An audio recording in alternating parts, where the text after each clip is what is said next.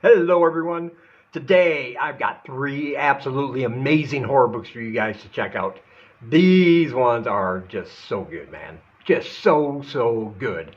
I'm a little early with this video, but I have got a lot of books to go through in the upcoming months. Books I want to tell you about. And these are 3 you'll definitely want to pick up. And just a reminder there, I have horror books for sale, and you can find those books and others at the link in the description. And if you want to join my Patreon, you can get all those for free. You can get other horror books from other authors for free, and free short horror stories from me every month for being a member. So if that's something you're interested in to help support the channel, there's a link down below for that as well. All right, let's get started. So the first book I want to talk about today, as soon as I read it, I knew it was one of my favorites of the year. This thing is so good, written so well. And it's called Bat Eater and Other Names for Cora Zhang. If you have not read it, you definitely need to get on that right now. This is about a woman, a young Chinese-American woman named Cora Zhang. It's right there in the title. Even I figured that out. Hey. But from the very first chapter, you know you are in very good hands with this author. As I said, Cora is a Chinese American. She has some very traditional relatives, including her half-sister. And in the opening chapter, this book is set during the pandemic and during a time when Asian hate was going on. And that plays a big part in this book. Because in the first chapter, her and her half-sister are in a subway station, seemingly by themselves, waiting for a train, not knowing if it's going to show up because, you know, all services have been dismantled in one way or the other, or at least lessened during that time. And they're just trying to get back to their apartment. And we're going to get into their relationship. It's kind of a love-hate relationship with these two, and we'll get into all that in that first chapter. But then out of nowhere, a white man wearing a mask with a baseball cap, he comes out of nowhere.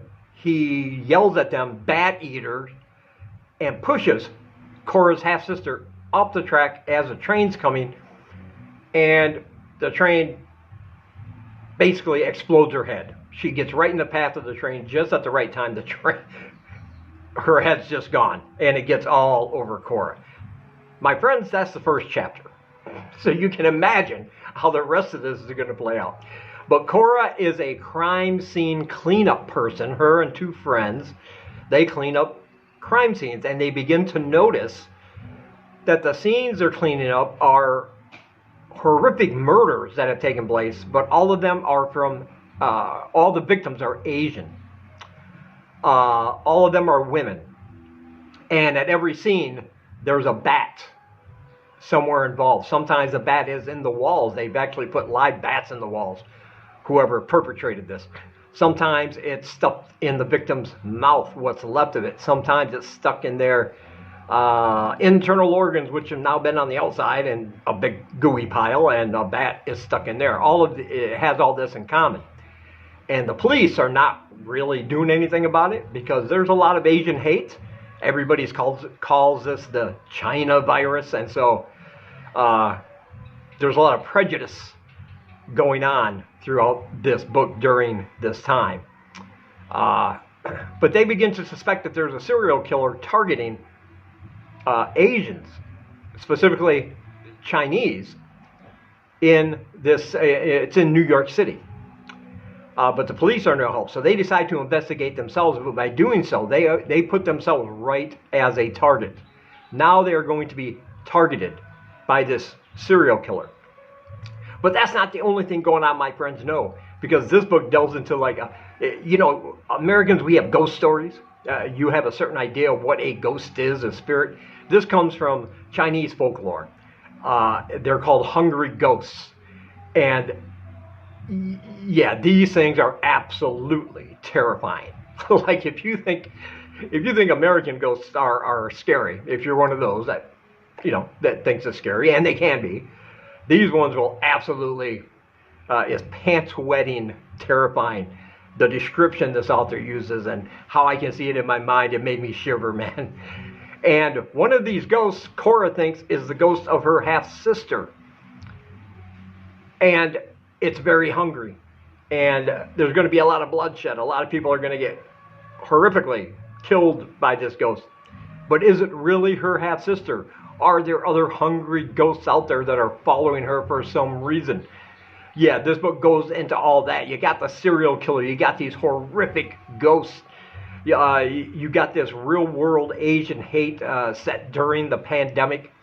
And underneath it all is like this really dark, twisted sense of humor throughout. There are some passages that will make you chuckle because we're inside Cora's head, and she's a fantastic, sympathetic character, but she is mentally, she's just all over. She's a mess. She's kind of a mess mentally for various reasons, which the book will get into, but it's just fantastic. I loved reading from that perspective. Yeah, this one, easily one of my favorite horror books of the year. And so, of course, I loved it. Of course, I highly recommend it. And there's a link in the description, and you need to pick up your copy. And next we have The Bone-Drenched Woods. Man, do you like folk horror? I like folk horror. And this is an excellent folk horror book. This is set in a village where the women are married off young, like as teenagers. And this is about one particular female who does not conform to the beliefs of this village. There are things in the woods, monsters, creatures. They call them the teeth. And some of the men have the job of woodsmen. They have to go out and they have to hang bones from trees and perform certain rituals so that the teeth stay in the woods. As long as they're not hungry, they'll leave the village alone. And that means sacrifices have to be made, and the bones of those sacrifices are hung in supplication to these things called the teeth. But this girl, our main character, she is not having any of it. She doesn't want to get married. She has a foul mouth. People look down on her. The village elders, they are a bunch of just nasty men who have a power trip and have control over everybody, almost like a cult. And they're none too happy. And one night she's going to do something, and when she gets caught, it's a hanging offense in this world. But instead, her father makes the ultimate sacrifice and allows himself to get hanged in her stead. But her and her family has to watch this horrific event happen. But her punishment is that she is now being forced to marry one of the younger elders of that village. And when you marry in this world, you have to travel through the woods, hoping the teeth don't get you, these creatures, and go to another village and live far away. And this is a tradition. This is how it's done in this world. And when they get to this other village, not only do they have to deal with the teeth, with the woods there, but she's never seen the ocean before. And now they're right on the ocean, but there's creatures in there too that they call the deep. So you have the teeth, you have the deep, and you have the very real human threat of these elders, none of which are godly, none of which, they're all doing this for basically their own enjoyment and amusement when they sacrifice people. Like, it's not a solemn affair to them. They actually like doing it. And every little thing is scrutinized to decide who's going to be sacrificed. And the man she marries is a horrible, horrible man. He's really despicable. But she had no choice, so they're butting heads. And in this new village, she's going to perhaps make some friends. Whether she can trust them or not, we'll have to find out. But she wants to find a way to get out of there. But the thing about this book is that this is the world it's set in.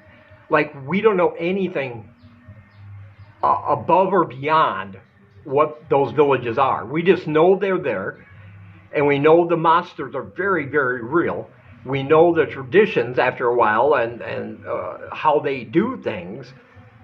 But one of the themes of the book is everybody's wondering, like, what's on the other side? Is there anything past these woods, anything on the other side of that ocean that could be normal, where we don't have to live like this?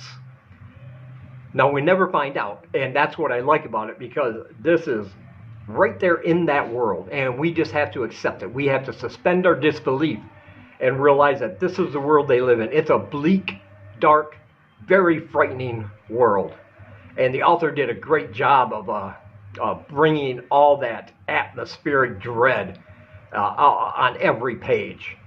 And yeah, I love folk horror. This is one of the best ones out there, and of course I highly recommend it to you, and there's a link in the description where you can pick up your copy. And next we have the newest one from David Wilson called The Eighth Saint. Now, in a couple of his previous books, he's dealt with themes of the devil, right? He's written books where the devil is a character, and we kind of see how he operates. And he goes back to that with this one. And this one is great because the devil is the main character in this book. He's not a protagonist, but he is the main character, and I like that. But hell is kind of going through a phase right now. Yeah, he's going to get all the sinners. He knows that, and most of the people are sinners. And he knows he's going to get most of those. That's not a challenge for him to receive and punish all of the people that deserve it once they die and go to hell. But what he's lacking are saints. When he finds a saint, he likes to manipulate them and bargain with them for their souls, offering them their deepest, darkest desires, promises of long life and wealth and riches and things they might not normally have in exchange for their soul. This is what keeps hell running. And he notices his river of blood is drying up, and because there are no more saints. Everybody seems to be a horrible, horrible person.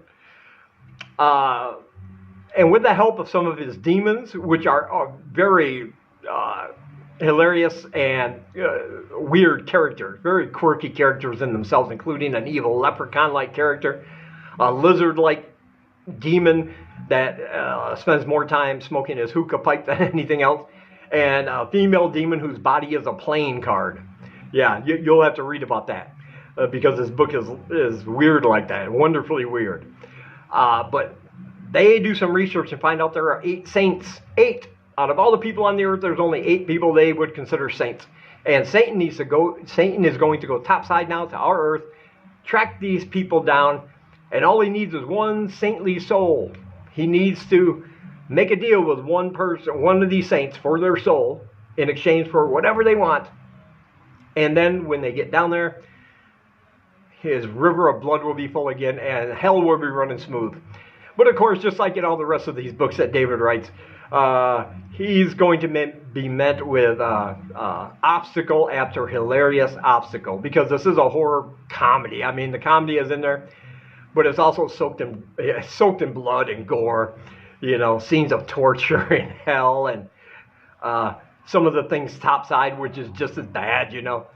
And so he's got to go through each of these people, and he's going to find out that maybe these people that are saints aren't so saintly after all, because none of them seem to be really, godly or anything.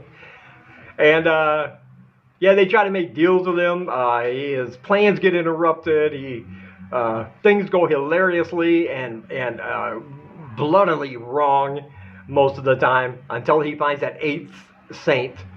And you're going to have to read about how that plays out. But yeah, this one is absolutely fantastic. I absolutely loved it, just like all the rest of his books. You know, he's got all the blood, and you got all the gore, and you got this, Satan as the main character, but it's also very, very funny at times. It'll make you laugh. And I always appreciate that in a book, where you got the best of both worlds. You know, you like the blood, it's over here. You want some funny, that's going to be in there too. Yeah, and this one just released, so it's brand new. You definitely want to pick it up. I loved it. I highly recommend it. And as always, there's a link in the description to get your copy. And as always, I want to say thank you for taking some of your time and spending it here with me. And until we meet again, keep reading spooky, my friends.